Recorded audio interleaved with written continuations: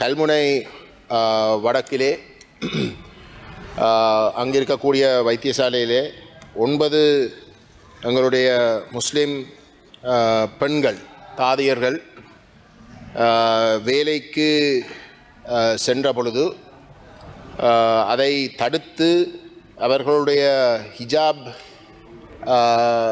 எதிராக எதிர்ப்பு தெரிவித்து அவர்கள் தங்களுடைய அந்த கடமையாற்ற முடியாத ஒரு சூழலை ஏற்படுத்தினது உண்மையிலே கண்டிக்கத்தக்க ஒரு விடயம். இந்த முஸ்லீம் 9 சகோதரர்களுடைய இந்த பிரச்சனை பேசப்படுகின்ற பொழுது அதுக்கு நேரடியாக தலையிட வேண்டிய பொறுப்பு இந்த அரசாங்கத்துக்கு இருக்குது. என்னடா அரசாங்கத்துடைய ஒரு சுற்றுச்சூழல் சர்க்குலர் ஊடாக கட்டுப்படுத்தின இல்லாட்டி ஒரு சில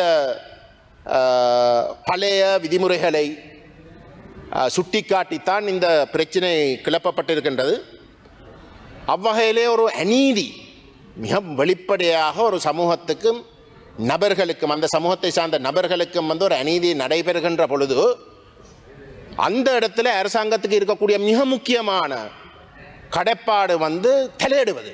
ஏதோ ஒரு சர்க்குலர் கடந்த காலங்களில் நிறைவேற்றினதை காட்டிக்கொண்டு அந்த அநீதியை தொடர விடுறதல்ல, உடனடியாக தலையிட்டு ஒன்றில் அந்த சர்க்குலரை இரவிரவாக மாற்றுறது ஆக குறைஞ்ச அளவுக்கு அந்த குறிப்பிட்ட பிரச்சனை தொடர்பாக அந்த அமைச்சு சுகாதார அமைச்சோ ஒரு குறிப்பிட்ட அமைச்சு அதை தெளிவுபடுத்த வேண்டிய ஒரு பொறுப்பு இருக்கின்றது.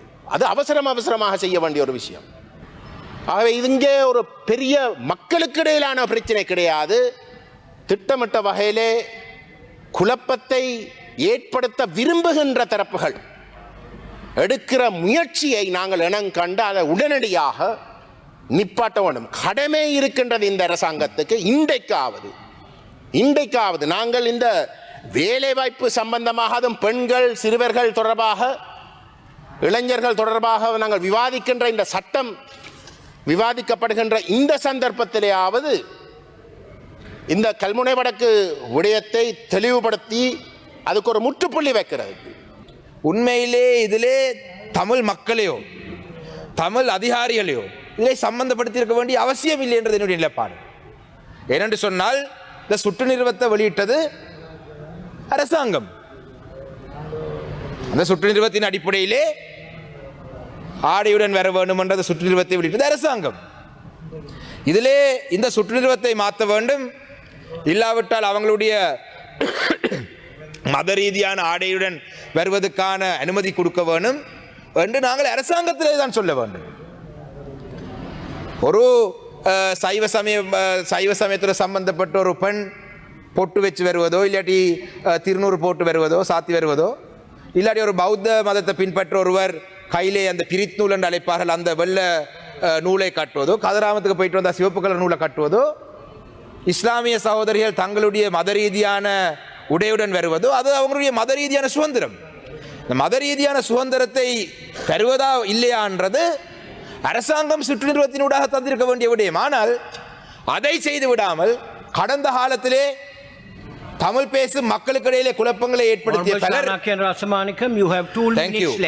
20ஆம் திருத்தச் சட்டம் வரும் பொழுது அந்த 20ஆம் திருத்தச் சட்டத்துக்கு ஆதரவாக வாக்களித்து இஸ்லாமிய சகோதரருடைய ஜனாசாக்களை எரிக்கும் பொழுது அந்த மோசமான ஆட்சியாளருடன் காலடியிலே விழுந்து கிடந்தவர்கள் இன்றைக்கு அவங்களுக்கு அரசாங்கத்தினுடைய சுற்று நிறுவத்தை பற்றி பேசுவதற்கு வக்கில்லாமல் சில தமிழ் பேசும் தமிழ் மக்கள் மத்தியிலே இந்த குற்றத்தை சுமத்த முயற்சிருக்கிறது தவறான விஷயம். கல்முனை என்பது தமிழர்களும் முஸ்லிம்களும் சேர்ந்து அந்யோன்யமாக அல்லது அருகருகே வாழ்ந்து வருகின்ற ஒரு பிரதேசம். அங்கே இருக்கின்ற அந்த 2 வைத்தியசாலைகள் அருகருகே இருந்தாலும் வைத்தியர்கள் எல்லா இனத்தை சார்ந்த வைத்தியர்கள் அதே போல் தாதியர்கள் அங்கே பணியாற்றுவதை நாங்கள் பார்க்கிறோம்.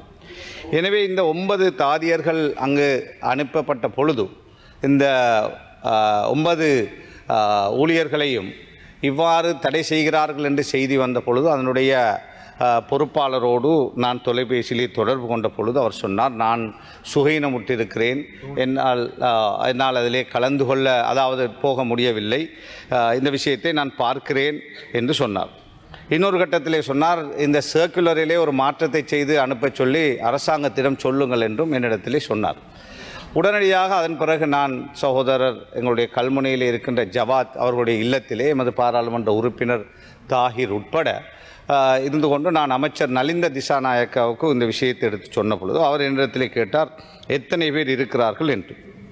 9 பேர் என்று சொன்ன பொழுது தான் இது சம்பந்தமாக உடனடியாக நடவடிக்கை எடுப்பதாக நான் சொன்னேன் அவரிடத்திலே, இதுக்கு பெரிய நடவடிக்கை ஒன்றும் அல்ல, அதாவது இருக்கின்ற ஆர்டிஎச்எஸ்க்கு நீங்கள் ஒரு தொலைபேசியிலே சொல்லுங்கள், இவர்களை அவர்களுடைய மத சுதந்திரத்தோடு தன்னுடைய ஆடையை அதாவது தலையை மூடிக்கொண்டு காலுக்கு ஒரு உடையையும் அணிந்து கொண்டு தாங்கள் அந்த தன்னுடைய பணியை செய்வதற்கு இந்த நாட்டிலே எல்லா வைத்தியசாலையிலும் அனுமதித்திருக்கிறார்கள். இலங்கையிலே அதுவும் குறிப்பாக கல்முனையில் இருக்கின்ற கல்முனை வடக்கு வைத்தியசாலை என்பது கல்முனையில் இருக்கின்ற ஒரு வைத்தியசாலை. எனவே அந்த வைத்தியசாலையில் மாத்திரம் ஒரு புதிய ஒரு நிலைப்பாட்டை எடுத்துக்கொண்டு, அதை விட ஒரு வேதனையான ஒரு விஷயம், அங்கே வேலை செய்கின்ற ஊழியர்கள் வெளியே வந்து 20 வருஷமாக நாங்கள் வேலை செய்கிறோம், இவ்வாறு இருக்கின்ற பொழுது ஏன் இவர்கள் இவ்வாறு உடுத்தி வர வேண்டும், இது ஒரு புதிய ஒரு ஆடை அல்ல, முகத்தை மூடிக்கொண்டு வரவில்லை அல்லது வேறு ஒரு மாற்றத்தோடு வரவில்லை. அவர்கள் பிறந்த அதாவது வயது வந்த காலத்திலிருந்து காலை மறைத்து வாழ்ந்தவர்கள், தலையிலே ஒரு துணியை போட்டுக்கொண்டு அல்லது மூடி மறைத்து கொண்டு வருவதனால் எந்த ஒரு பெரிய ஆபத்தும் அங்கே ஏற்பட போவதில்லை.